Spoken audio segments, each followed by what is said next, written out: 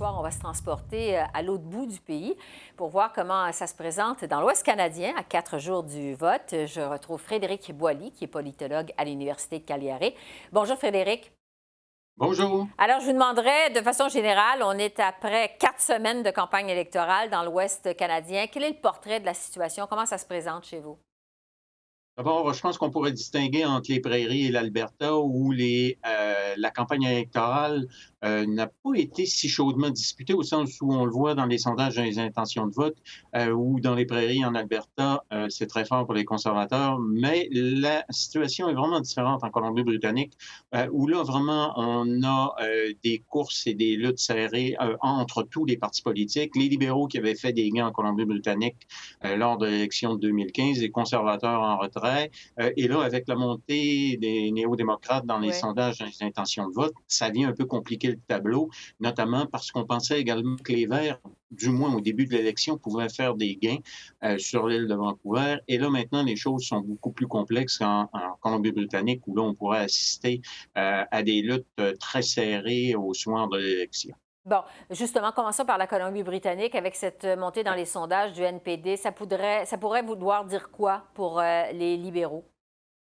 D'abord que les libéraux pourraient perdre des sièges et donc on verrait les libéraux qui pourraient déjà, au soir de l'élection, être dans une situation minoritaire, donc voir la Colombie-Britannique être une pièce importante, à la fois aussi pour les conservateurs, si jamais on était dans le scénario minoritaire qui semble se dessiner. Oui. Donc cette montée-là des néo-démocrates, ça vient d'une certaine façon fragiliser le vote libéral plus que le vote conservateur parce que souvent c'est dans la Vancouver et dans la grande région de Vancouver qu'on se dispute davantage les circonscriptions et là c'était souvent entre libéraux et néo-démocrates aussi le long de la côte alors que les conservateurs traditionnellement sont plus forts dans les régions mais ils avaient perdu quelques circonscriptions dans la Colombie-Britannique de l'intérieur. C'est pourquoi cette montée-là néo-démocrate vient changer le portrait.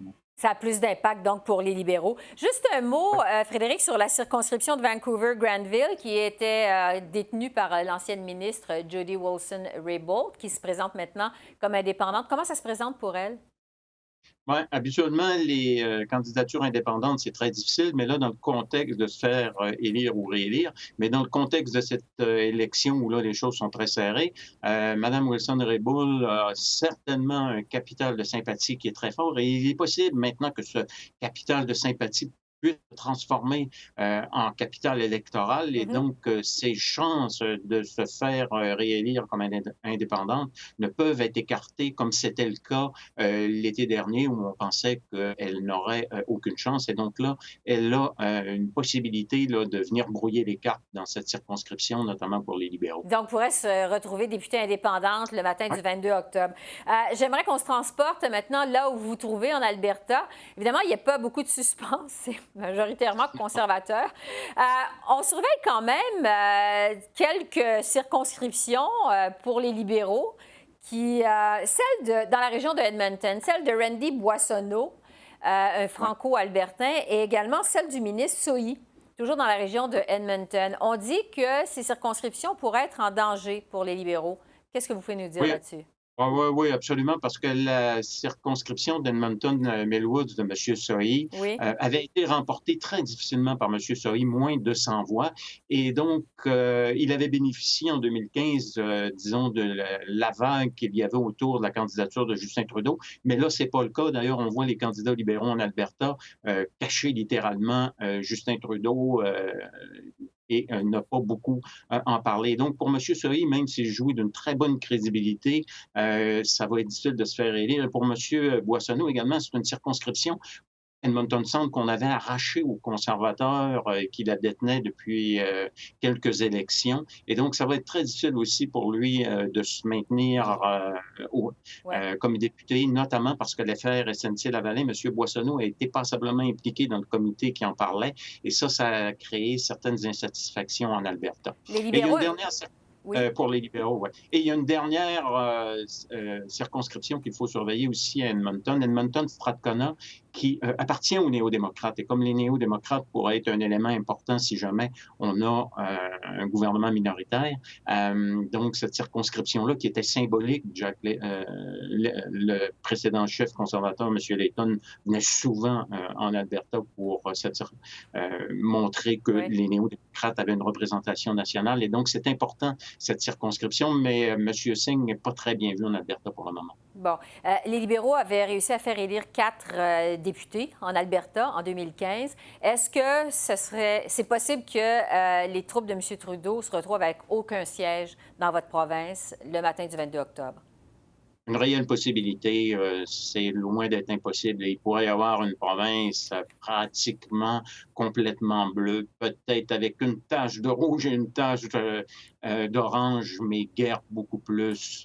Donc vraiment dominé par le bleu. C'est dominé par le bleu et tous les sondages le montrent depuis le début de l'élection. L'Alberta est probablement la province où ça a moins bougé durant toute l'élection. Bon.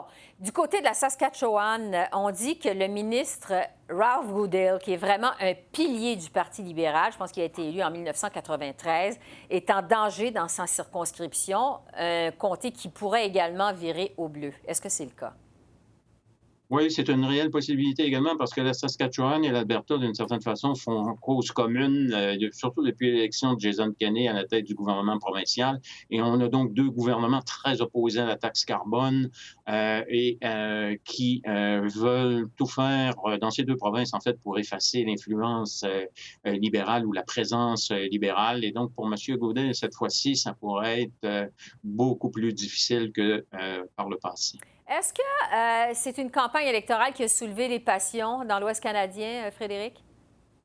Non, pas vraiment. Je vais vous dire que la campagne électorale, surtout si je la compare à la campagne de 2015, mais à la campagne provinciale aussi en Alberta, on n'est pas du tout dans le même scénario. Le Manitoba qui sortait lui aussi d'une campagne provinciale, on ne sent pas la même ferveur et surtout que les conservateurs sont très forts. Donc, ça laisse dans la très grande majorité des circonscriptions peu de suspense électoral. Et la critique qu'on entend aussi, c'est qu'à chaque fois que les chefs parlent de l'Alberta et surtout M. Trudeau, c'est surtout de manière négative pour dire qu'il ne faut pas être comme Jason Kenney ou Doug Ford. Et ça va laisser des traces après l'élection, parce que ça fait monter encore le mouvement d'insatisfaction à l'égard du Parti libéral et du gouvernement fédéral lui-même. Oui. Est-ce qu'il y a eu des dossiers chauds pendant l'élection? Je pense au Québec, on a beaucoup parlé de laïcité. On a parlé d'environnement également. Est-ce qu'il y a eu des dossiers particulièrement chauds dans l'Ouest canadien? Bien, le dossier du Trans Mountain est toujours là dans l'actualité. Ça fait des années qu'il traîne dans l'actualité et comme la construction ne va pas de l'avant et qu'on attend encore que le doublement soit concrétisé par le gouvernement libéral, ça fait en sorte que c'est une question qui, dans l'Ouest canadien, est vraiment beaucoup discutée. Je vous dirais que tous les scénarios de gouvernement minoritaire dont on entend parler, surtout un minoritaire libéral avec l'appui des néo-démocrates, créent peut-être encore plus de crainte qu'un scénario d'un gouvernement libéral majoritaire, parce qu'on a l'impression, surtout du côté albertain, que ce serait la fin du Trans Mountain en raison des positions du chef néo-démocrate. Donc, dans ce contexte-là, le Trans Mountain, la taxe carbone, l'état de l'économie, surtout pour l'Alberta, mais ça vaut aussi pour la Saskatchewan, qui est une province enclavée, ont été des dossiers qui ont été discutés beaucoup dans ces provinces. Oui, qui ont retenu l'attention. En terminant, Frédéric, vos prédictions à vous êtes politologue, pour le résultat du vote lundi prochain, minoritaire, libéral, conservateur, minoritaire, et là, à savoir si c'est libéral ou conservateur, je prendrais une pièce de monnaie, je la tirerais dans les airs et je regarderais le résultat. Non, c'est trop difficile à prévoir. C'est vraiment, ça va jouer circonscription par circonscription dans certaines régions. La montée du bloc qui vient tout bouleverser également.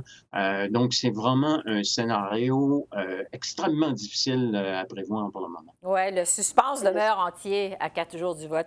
Frédéric Boily, politologue à l'Université de Calgary, merci de nous avoir fait le portrait de la situation dans l'Ouest canadien. C'est toujours apprécié. Un plaisir de vous parler. C'est moi qui vous remercie. Merci, au revoir.